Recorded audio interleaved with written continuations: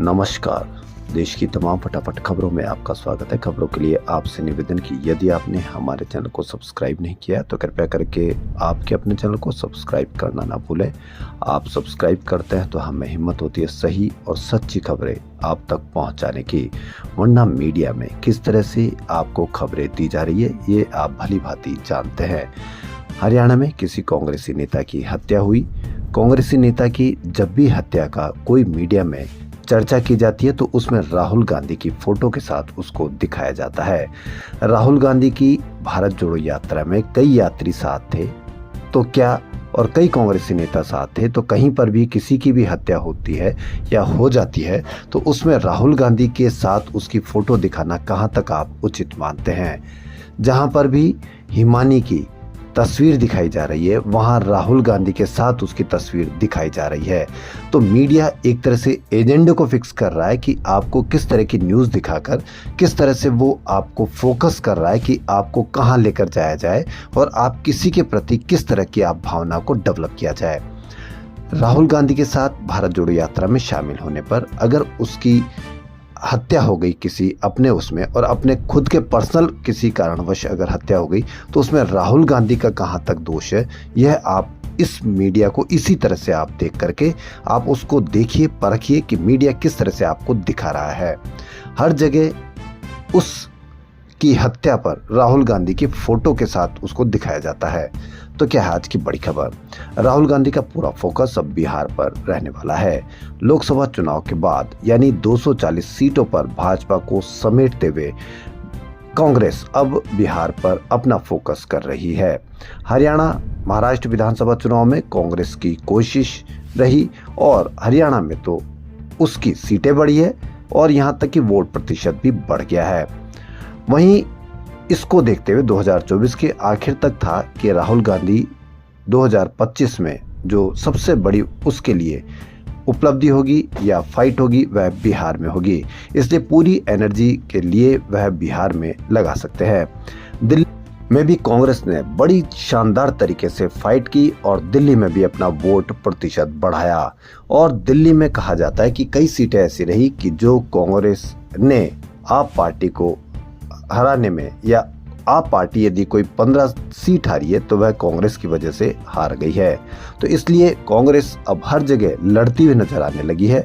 दिल्ली चुनाव में भी कांग्रेस को बहुत कुछ मिला है। दिल्ली चुनाव ने हरियाणा, जम्मू कश्मीर, महाराष्ट्र हालांकि हारा है लेकिन फिर भी वह पूरे आत्मविश्वास के साथ लड़ी है। बिहार में कांग्रेस के लिए दिल्ली से बेहतर स्कोप है। दिल्ली की तरह वो बिहार में उनकी सीटें है, इसी कारण से बिहार में उनका बड़ा शानदार मुकाबला होने जा रहा है। वहीं भारत जोड़ो यात्रा की तर्ज पर राहुल गांधी की बिहार यात्रा के बारे में भी विचार किया जा रहा है। यदि भारत जोड़ो यात्रा की तर्ज पर राहुल गांधी बिहार में भी यात्रा निकालते हैं तो उसका असर कितना वोट बैंक पर पड़ेगा यह आप अब समय बताएगा, भली भांति जानते हैं। अमेरिकी राष्ट्रपति डोनाल्ड ट्रंप के कनाडा और मैक्सिको पर 25% टैरिफ लगाने के बाद अमेरिकी शेयर बाजार में गिरावट आई है। अमेरिका का S&P 500 इंडेक्स 2% तक गिर गया है। ट्रंप ने मंगलवार से दोनों देशों पर टैरिफ लागू करने का ऐलान किया। इसके अलावा फरवरी में चीन पर लगाए गए 10% टैरिफ को बढ़ाकर 20% कर दिया है। कनाडा और चीन ने भी अमेरिका पर जवाबी टैरिफ का ऐलान किया है। कनाडा अगले 21 दिनों में $155 अरब के अमेरिकी आयात पर 25% टैरिफ लगाएगा। इसकी शुरुआत मंगलवार यानी आज से $30 अरब के आयात पर टैरिफ से होगी। चीन 10 मार्च से अमेरिका पर 10% और 15% टैरिफ लगाएगा। अमेरिका के एग्रीकल्चर प्रोडक्ट्स जैसे सोया, गेहूं, मक्का, कपास पर 15% और पोर्क, बीफ, समुद्री खाद्य पदार्थ, फल, सब्जियां और डेयरी उत्पादों पर 10% बढ़ाने का फैसला किया है। ट्रंप ने कनाडा से आयात होने वाले तेल और बिजली पर टैरिफ में छूट दी थी। अमेरिका इन पर सिर्फ 10% टैरिफ ही लगाएगा।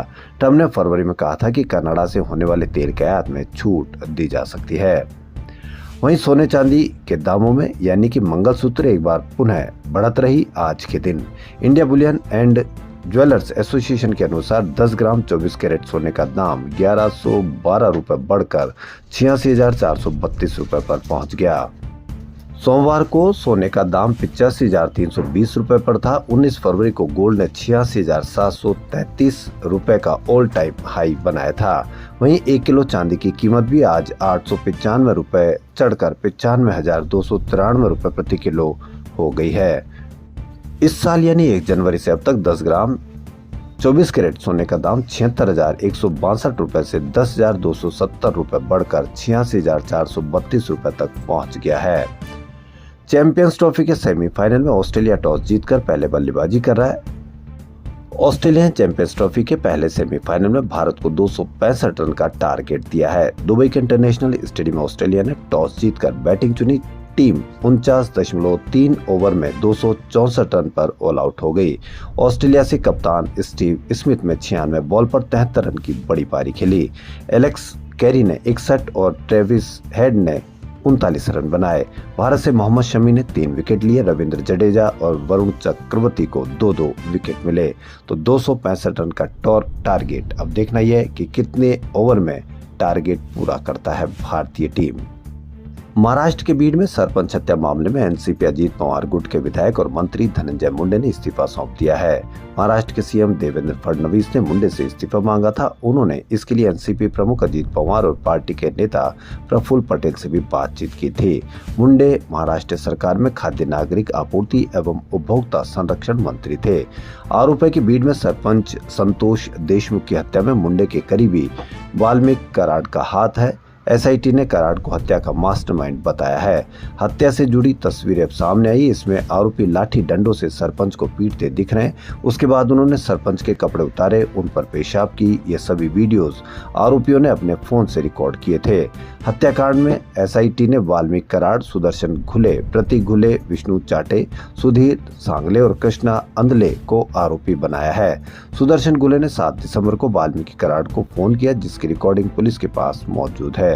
उसके 3 दिन बाद 9 दिसंबर 2024 को संतोष देशमुख पर बेरहमी से हमला किया गया और उनकी हत्या कर दी गई। सेबी की पूर्व चीफ माधुरी पुरी बुच को बॉम्बे हाईकोर्ट से राहत मिली। बॉम्बे हाईकोर्ट ने एक स्पेशल कोर्ट के उस आदेश पर 4 सप्ताह के लिए रोक लगा दी है, जिसमें माधवी पुरी बुच और 5 अन्य अधिकारियों के खिलाफ शेयर बाजार में धोखाधड़ी और रेगुलेटरी उल्लंघन के आरोप में एफआईआर दर्ज करने का निर्देश दिया गया था। हाईकोर्ट ने कहा कि आदेश मैकेनिकल तरीके से यानी बिना तथ्यों की जांच परख के दिया गया था। प्रधानमंत्री नरेंद्र मोदी बीते 1 मार्च से 3 दिन तक गुजरात दौरे पर थे। इस दौरान उन्होंने रविवार को जामनगर में रिलायंस द्वारा संचालित पशु बचाव एवं पुनर्वास केंद्र वनतारा का उद्घाटन किया। इसके फोटो वीडियोस मंगलवार को सामने आए हैं। वनतारा के उद्घाटन के मौके पर रिलायंस इंडस्ट्रीज के चेयरमैन मुकेश अंबानी, पत्नी नीता अंबानी, बेटा अनंत अंबानी और बहू राधिका मर्चेंट भी मौजूद रहे। पीएम ने यहाँ सुबह 11 बजे से शाम 6 बजे तक 7 घंटे बिताए। अनंत अंबानी का ये ड्रीम प्रोजेक्ट वन्य जीव बचाव, पुनर्वास और संरक्षण केंद्र है। ये 2000 से अधिक प्रजातियों और 1.5 लाख से ज्यादा बचाए गए लुप्तप्राय और संकटग्रस्त जानवरों का घर है। खबरों फिलहाल इतना ही। यदि आपको हमारा चैनल पसंद आए तो लाइक, सब्सक्राइब और शेयर अवश्य करें। धन्यवाद।